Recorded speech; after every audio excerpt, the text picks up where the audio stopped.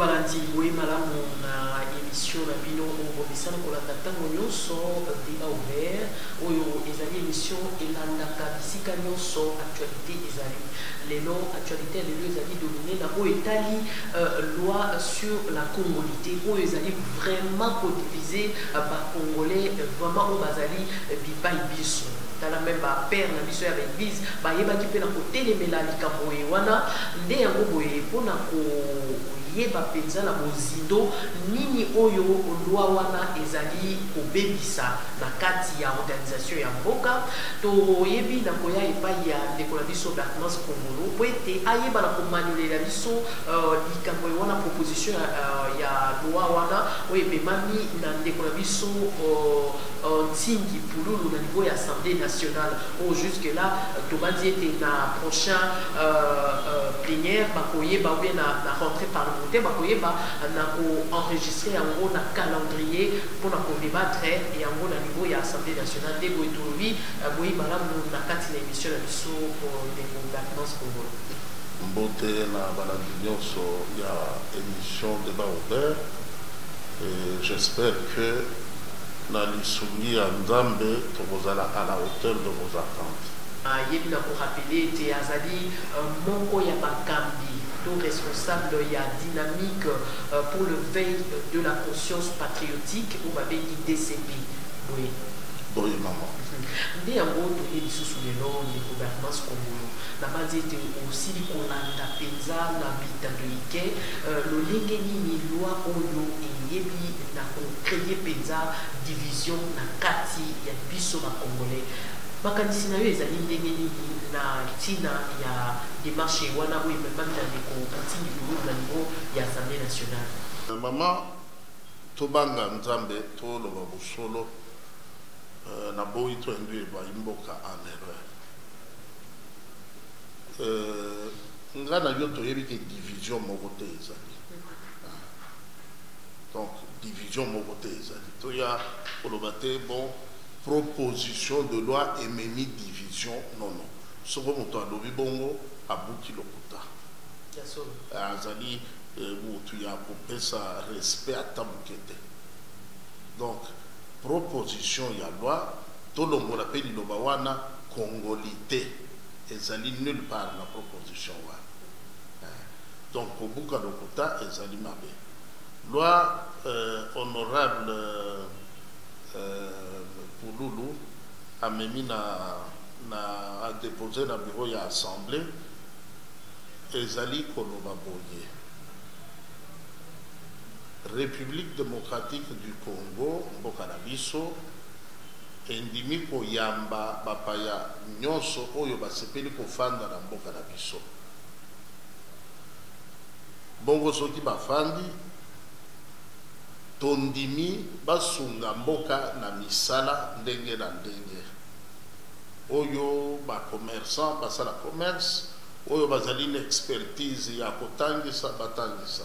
Oyo bakoter liloba ya nzambe bater liloba ya nzambe oyo bakoki kokota fonction publique bakota fonction publique kasi pona mayematali misala ya lokumu ya mboka lokola kozala tata mokambi wa ekolo lokola kozala gouverneur ya banque centrale lokola kozala ministre ya affaires étrangères ba ministère oyo ezali régalien oyo ezali ko dépendre du chef de l'état wana totikela ba yimboka oyo ya solo solo penda oyo abotami na tata pe mama ba yimboka te congolité ezali eloko mosusu oyo akosala na mboka na biso kaka mwana Congo te wana nde congolité motu nyonso akoki kosala okoki kokota na équipe nationale ya football ya basket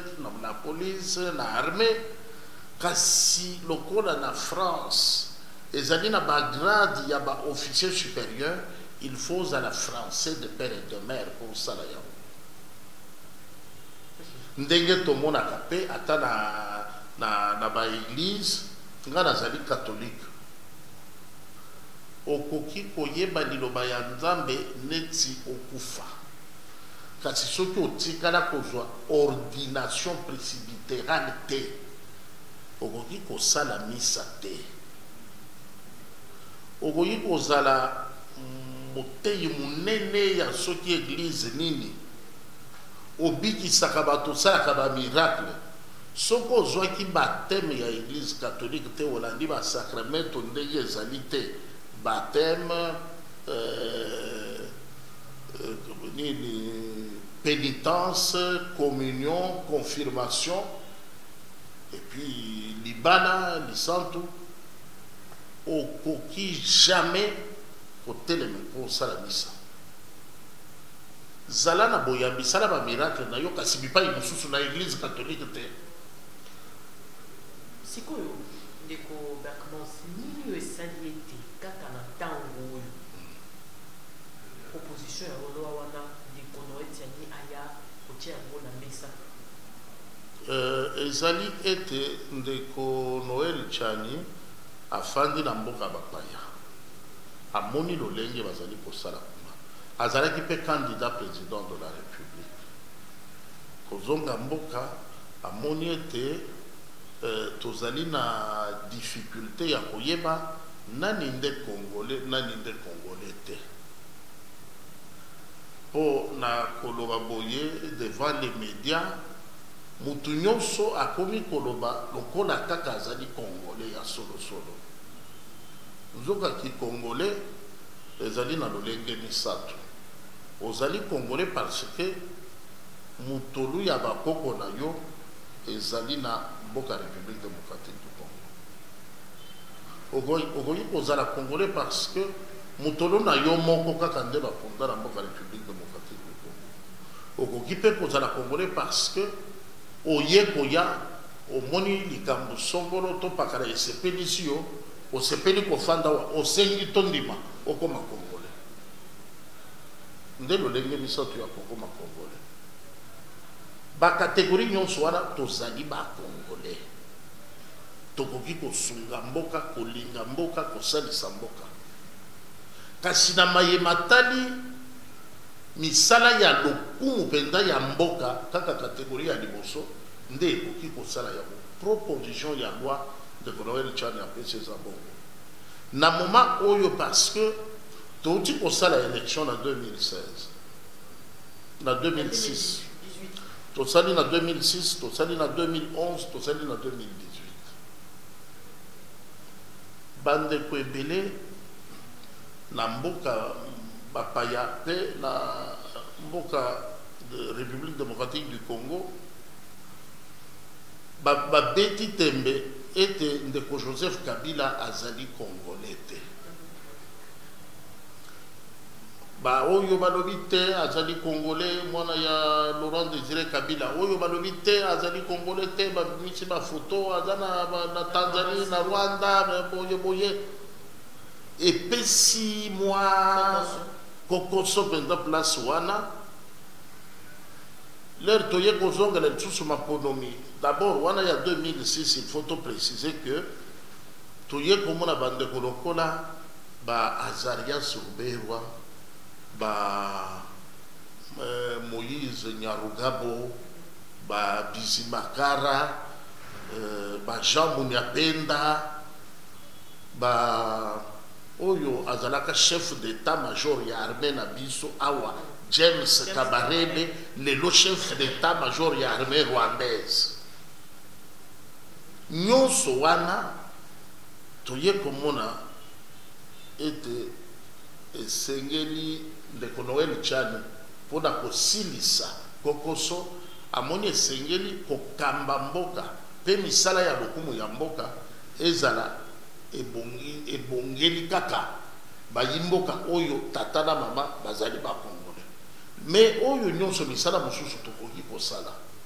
ata papa kaka nde congolais ata mama kaka nde congolaise ata yo moko nde oye kosenga okoma congolais bon na misala mosusu problème eza te mabe eza wapi mama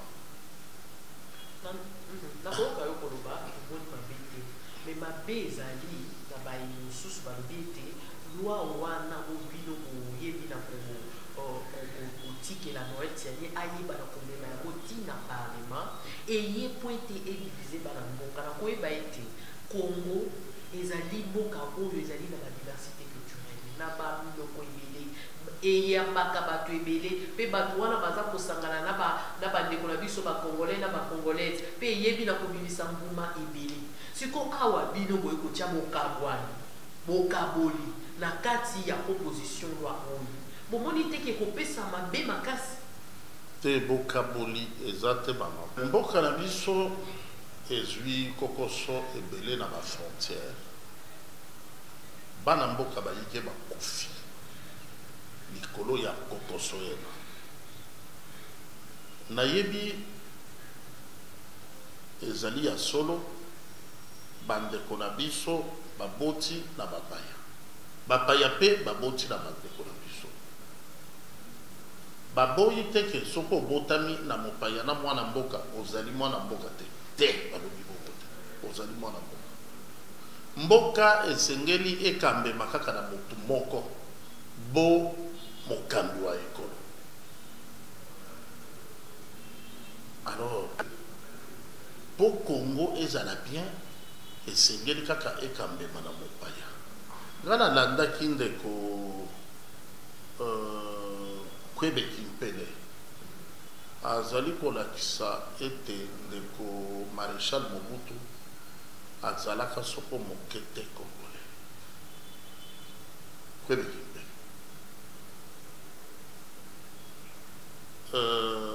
tolandi ndeko Honoré Ngwanda pe à son âme azali kobeta sete alobi ndeko Joseph Kabila azali congolais bon, ezali kaka rumeur te ya les auteurs oyo bazali ko démontrer azali na lolenge na ye selon ye ya kotalisa polele te oyo azali mwana mboka oyo azali mwana mboka te kasi kosilisa nyonso wana ndeko Noel Chani contribution na ye mpona kosilisa makelele wana alobi tolandelaka arbre généalogique ya mutu na mutu toyebaki congolais na yo ezali ya ndenge nini ya tata na mama to ya motolu na yo kaka bakundaki awa to osengi kosenga soki ki congolais ezali ya tata na mama okoki kokamba ekolo okoki kokamba misala ya lokumu ya ekolo soki ki congolais na yo ezali kaka po motolo na yo moko nde bakundaki awa to yo moko osengi kosenga sala misala nyonso kasi kobunda te okoma mokambi wa ekolo to osala misala ya lokumu mpenza ya mboka bokabwani ekoteli esika nini sikoyo baye ensemble balobi ete soki bino boyebi na komema proposition loi wana na niveau ya assemblée nationale pour inscrire yango na calendrier ya bamatière oyo bakodibatre en tout cas moi kokoso ekozala moi matata mpenza ekozala bokabwani mpe ekozala po balobi ete soki kaka boinscrire yango en tout cas bodéclare divorce parce que bango balobi ete bino bozali kovise leader na bango Moïse Katumbi est-ce que eza bongo Moïse Katumbi asali nini mama yebisanga balobi soki to introduire loi wana soki bo introduire opposition de parce loi, que ça déjà donc il a déjà déposé ouais soki ba inscrire yango na bino moye pour que bokamona ba congolais entre autres de Moïse Katumbi na kati ye ya ye nini na kati ya zalaka congolais te yo no koyandolela ngati te tuni mituna parce que ngana memite mituna ya ba téléspectateur balandaka biso ntango nyonso na émission oyo balobi ete tokende na loba na yo totuna yo mwa mituna wana mpona koyeba ete mpona nini bandeko ya ensemble balobi lolenge wana en tout cas il semblerait parce que nalandaki ngai moko te ke maloba wana ebimaki na monoko ya ndeko Olivier Kamitato il semblerait alors congolais ya tata pe mama esengeli ayoka lokumu na démarche wana akoloba wi ya solo lelo nakoki kosenga nationalité camerounaise soki bandimi nakoma camerounais mosala oyo nga naponi nasala na Cameroun kaka ya kokoma mokambi ekolo Cameroun. Je crois que agenda moko il faut ezala na nsima ya motu na ngai. Ndeko Moïse Katumbi nalandaki ye na video esika azali koloba ndenge papa na bango tata oyo aboti ye azali juif alongwaki Israël na époque ya Holocauste akimaki je crois ayaki nayebi te Grèce à partir ya Grèce aye kobunda abimi ti akomi na Congo azalaki kosala mosala na ye ya mbisi abokoli bango na mosala wana alobaki azalaki na mwa mbongo na ye plus de 7 millions de dollars tata na ye oyo autaki Grèce po akimaki epai na bango na Israël lokola bazalaki koboma bajuif wana ndeko Moïse Katumbi ye moko alobi bongo mama na bango je crois zambienne ou quelque chose comme ça, mais ce qui est sûr mwana na ye azali na parlement zambien et puis na Zambie kuna ba initier une motion ba interpeller ministre ya intérieur ndenge nini ndeko Moïse Katumbi azwi passeport diplomatique ya Zambie. Bon soki bandeko mosusu bamoni ete mboka lokola République démocratique du Congo esengeli basala mibeko na yango en tenant compte ya statut ya motu moko ezali conviction na bango kasi peuple congolais azali biso tokotelema tokoloba oyo biso tomoni ebongi na mboka na biso tozali na contexte ya démocratie tokopekisa te motu aloba okoki kozala na libota bobotami bozali bana 6 bon bana nyonso 6 wana tomoni bakokani na papa na bino yo moko nde obimi mundele biso tomoni kaka ke yo moko nde obimi mundele ata olobi ndenge nini bozalaka 6 epai na bino me yo ozalaka mundele zoka papa na bino motu mwindu mama na bino motu mwindu sikoyo tokoloba nini tokoloba bon nayebi te babiologiste ndenge nini bakoexplike biso miracle wana motu ya ndenge wana abandi kotomboka na bino azotomboka alobi boloba teke na bafamille ezalaka na bato mwindu na bamindele azo exprime point de vue na ye na makambo oyo evimbisi ye motema kasi akotinda te bayimboka nyonso bavimba mitema biso tokotala ata tolobi te kasi toyebi ke yo ozalaka mondele oyo abotama na tata mwindu mama mwindu mabe eza wapi alors koloba mpe maloba wana lokola menace balobi soki kaka babiro eprogramme proposition wana divorce et qui sera perdant divorce entre nani na nani entre ensemble na union sacrée te union sacrée ezali peuple au service du mieux-être et du développement c'est ça l'union sacrée. Donc ils ont répété que union sacrée on a pris à la union sacrée et c'est là qui soit apport il y a ensemble pour la République pena nini na mouvement pour la libération du Congo MNC. Peuple au service du mieux-être et du développement. Le peuple au service du mieux-être des compatriotes et du développement de notre espace géographique. Nde eloko tobengi union sacrée. Soko olingi bolamu ya peuple ozali na union sacrée. Kasi kaka bolamu ya peuple te na développement ya mboka Congo. Nde ozali membre ya union sacrée. Sikoyo so yo lobi balobi soki bopesi proposition de loi wana bango bakobo ya développement bango bakobo ya développement ya ekolo Congo démocratique bakobo ya bakongolais bazala bien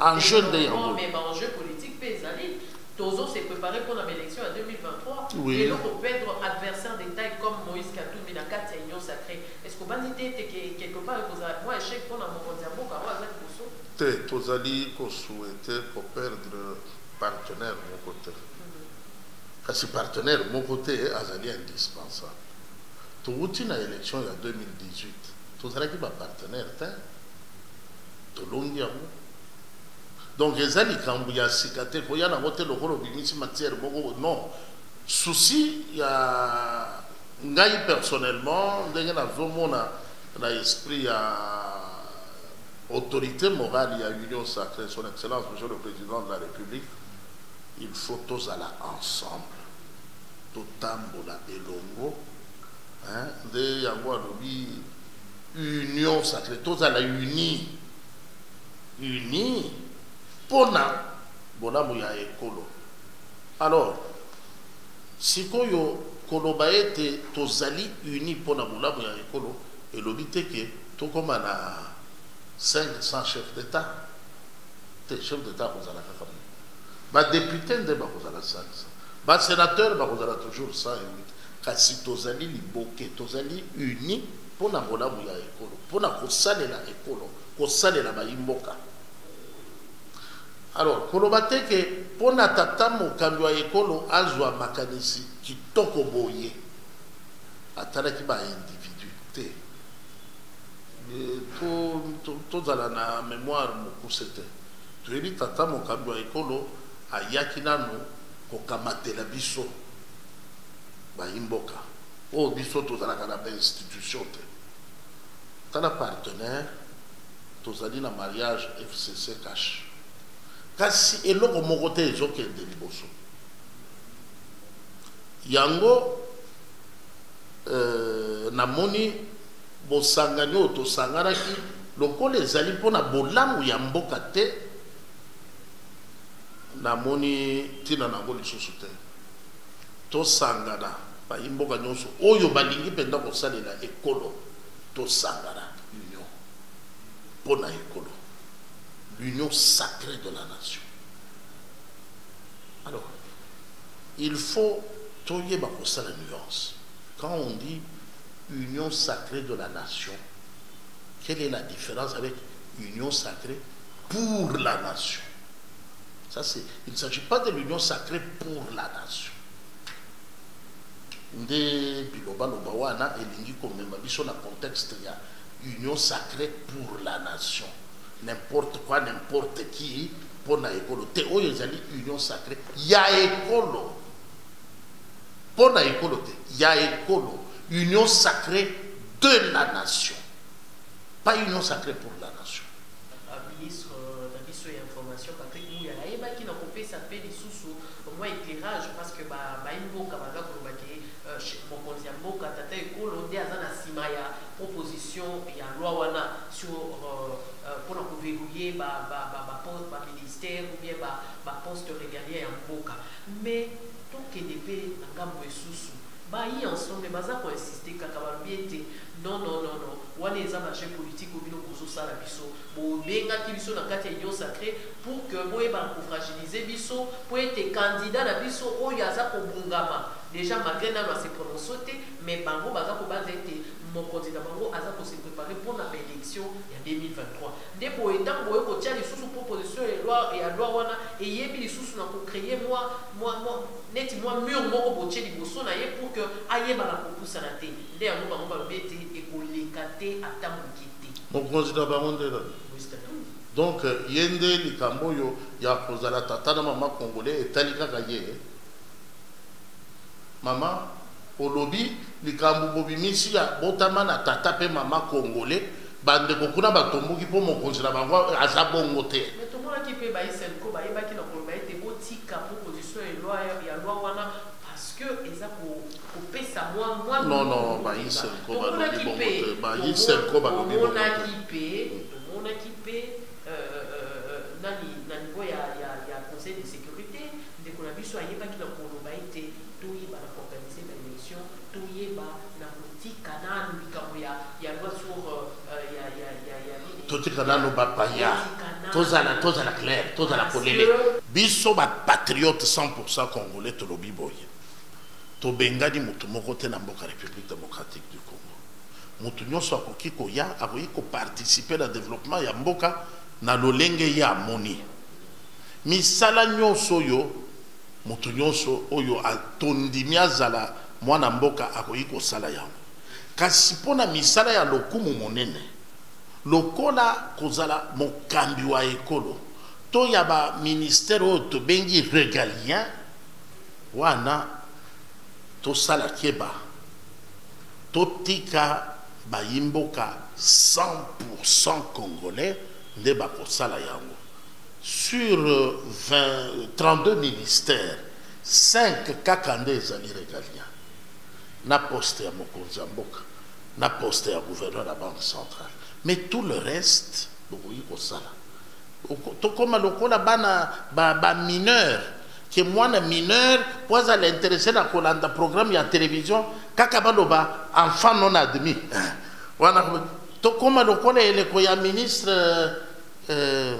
Machako tolamukaka mikolo nyonso oyo totambolaka na biso ntina eza te ye alobaka na biso motu soki ameki kotala moi miso ekokufa biso nyonso totalaki moi po lelo okobima okomi tante kaka oyeba eza ndenge nini pourtant mikolo nyonso oyo tozolamuka moto akipaka moi aza te mikolo nyonso oyo tozali awa ba 100% congolais bazali ba 75 ba 50 ba 25 bazali ngai nazali congolais 10 000%. Po na makila na ngai bayimboka soki nanu bomona congolais 10 000% te yeyo. Ça veut dire banda koko ya koko ya koko ya koko ya koko sang pur sang congolais. Donc ba 10 000% na ba congolais biso yeyo. Maintenant tata na bino awa tozolo bela 100% congolais à tata na mama. Je crois que proposition de loi wana écoutez nanu penda na makanisi na ngai te parce que tata na yo akoki kozala aye kosenga nationalité congolaise na Zambie bapesi nationalité ye awuti Italie bapesi nationalité na Zambie aye kobala ndeko na biso bobotami mwana wana kobotama akomi 50% congolais 25% zambien 25% italien mwana wana 50% wana akutani na mwasi oyo alingi abala to mobali alingi abala ye mobali wana auti Maroc aye kosenga nationalité na Brazza bandimie na Brazza babali ye na congolais baboti mwana wana 50% mwana wana ya 50 auti na marocain oyo auti na italien bakutani babalani bakomi 100% congolais mwana na bango akoki kokoma mokonzi ya mboka ozomona te keloko moko ezozanga na proposition de loi wana koko ya koko na yo nde azala congolais po yo meka kotombola mosala au moniteur je suis très galant naza chrétien na lobi kaka koko ya koko na yo il fallait misisa ya bakoko na yo nyonso ekunda mawa mitolu penda donc il fallait tout cela comme à 4e siècle mais oui autour de biloko ya ba génération c'est un truc bon, comme on est chrétien on ne peut pas être très méchant tolobi koko ya koko na bino azala na motolo na mboko kasi loi wana ezali bongo te loi wana ezali papa na mama bazala ba congolais papa na mama wana bakozala ba congolais ya ndenge nini loi est précisée te alors il faut kokanga minoko kobete déjà maboko et ils sont galants donc il suffit seulement papa congolais maman congolais mwana na bango koyi koko ataki congolais yango donc kaka congolais loi wana il faut approfondir yango. Je crois que Ndeko Pouloulou, Ndeko Noël d'ailleurs, moi je vais l'appeler ce soir. Il y a trop d'imperfections dans ta proposition de loi. Mais oui, parce que dire qu'Ozala Obotami n'a papa congolais, maman congolais.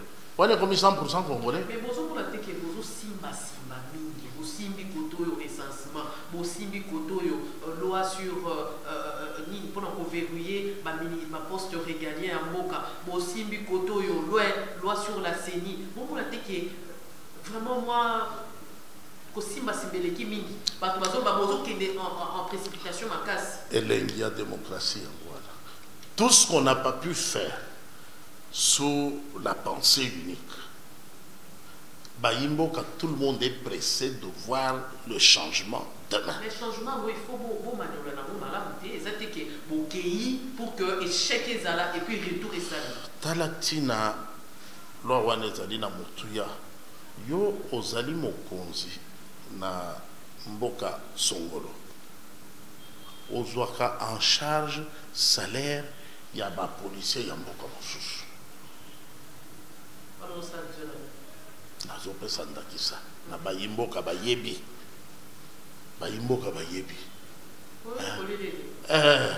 yo to pesa yo to tika to loba yo zali congolais bon attaque congolais ko ata ya 15% ezana ba de mosusu bazata 15%. Papa ya côté mosusu mama ya côté mosusu yo nde oye ko senga ofanda.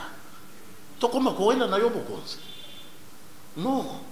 Alors, Tokoki ko Landela, moi je crois il faut définir ce que l'on peut appeler 100% congolais.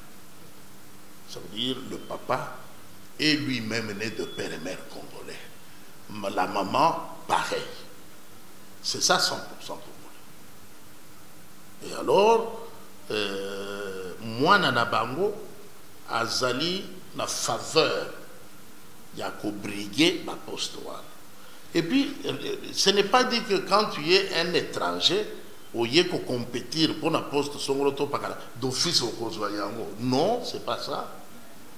C'est de la compétition. Ce sont les Congolais qui vont se prononcer.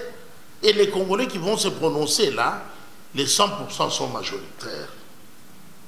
Donc ça ne sert à rien de commencer le débat à ce stade comme si quelqu'un c'était un acquis que à gagner, mais bah empêcher. Non, non, non. Moi j'ai suivi pendant la campagne électorale, il y a 2018, j'ai suivi Ndeko Jean-Pierre Bemba, Ndeko Moïse Katumbi, Bazobi Mabangomi Balé, Bazoloba, Bayimboka, Tosegi Lapino, Bonada, Bobopona, Martin Fayoulou, Moïse Katumbi. Ça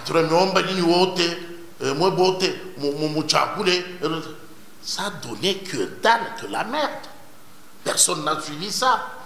Alors, ne venez pas nous faire croire que ça va changer demain. Mais le long, vous avez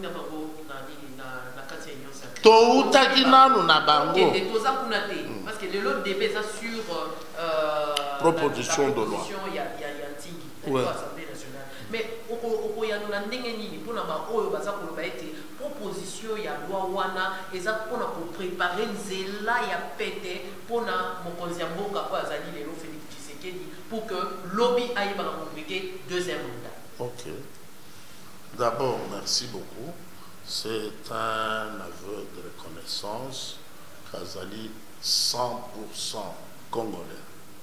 Ça déjà il faut féliciter et applaudir. Tout ce qu'il fait maintenant, les alliés autotiques, comme on n'était pas le passé. On traque les gens pour savoir comment ils gèrent. On met les gens en prison. Sur le Yamisala, Songoloto Pakala. Nous sommes autotiques, qui comme on était tous au monde. Alors, il va comme pressé ici là. Mais le changement,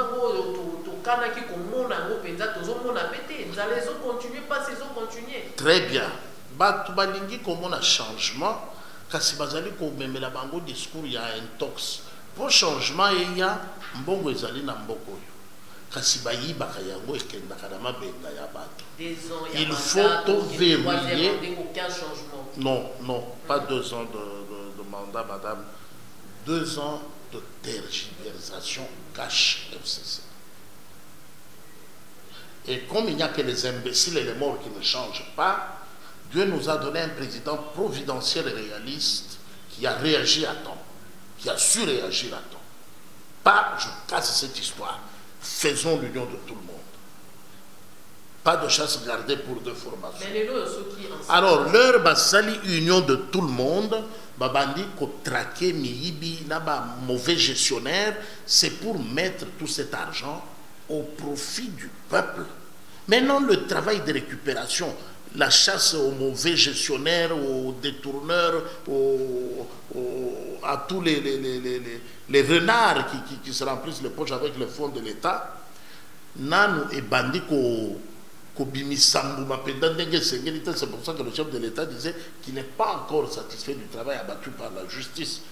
Bango Malobité, bon stopper, Bakamo justice, t'es inspection des finances, générale des finances, c'est un règlement de compte, qui se sent morveux, se mouche. Les lots, ceux qui proposition, alors on va rejeter à niveau, il y a Assemblée nationale par rapport, il y a des cours, voter, ton nini, et puis résultat dans quoi est-ce qu'on était position la plus posée et les lots au matin pour hasard devant la justice pour se justifier dans quoi il va qu'il a quoi accusé position là ils ont dégainé peut tout pas. Merci maman. Proposition de loi et c'est Pélissi Mafanicha Bayimboka. Donc tous et là et les cas bas député basimba yeba na kokanga occasion oyo pona ba kombo na bango etikala na histoire positivement. Sinon c'est le peuple qui imposera cette loi.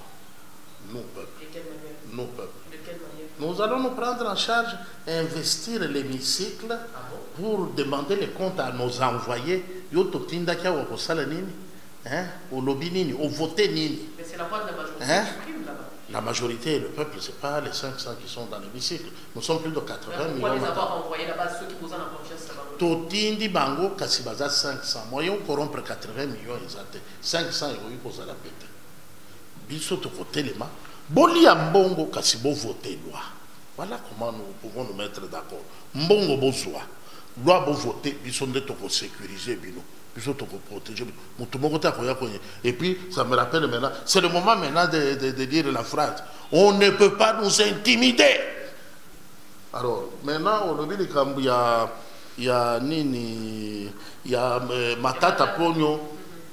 Il faut saluer l'initiative de la justice, mais avec tout ce qu'il y a eu avant, on ne sait pas, il vient par contrainte ou est-ce qu'il vient de bon gré, en tout cas pas de bon gré. Mais au moins, c'est le début de quelque chose, d'un rendez-vous historique qui n'a jamais existé. Nous, on se décharge maintenant sur la justice totale si vraiment le chef de l'État a eu tort de vouloir leur indépendance, leur liberté. Et